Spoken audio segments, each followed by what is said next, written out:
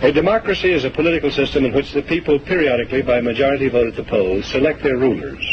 The rulers then have absolute power to make whatever laws they please by majority vote among themselves. In a constitutional republic, the people also, by majority vote at the polls, select rulers, who make laws by majority vote among themselves. But the rulers cannot make any laws they please because the Constitution severely restricts their lawmaking power. The ideal of a democracy is universal equality. The ideal of a constitutional republic is individual liberty. In this century, great strides have been made toward the goal of subverting our republic and transforming it into a democracy. The foremost tactic of the subverters is subversion of language.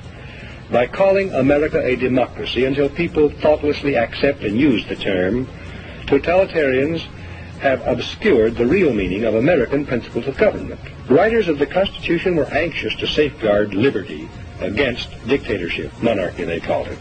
But their chief anxiety was to protect the country against democracy.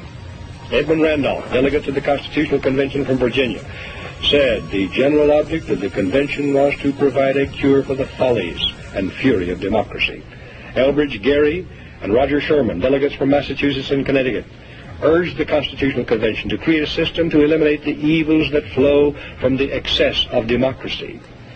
Alexander Hamilton, delegate from New York, said, "We are now forming a Republican government. Real liberty is not found in democracy. If we incline too much to democracy, we shall soon shoot into a monarchy."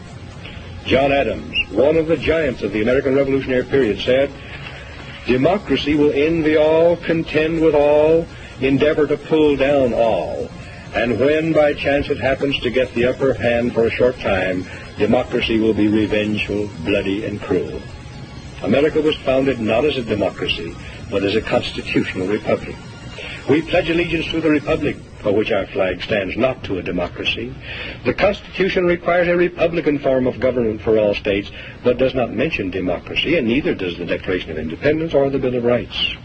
Someone asked him what kind of government the convention had given America, and Franklin replied, "A republic, if you can keep it."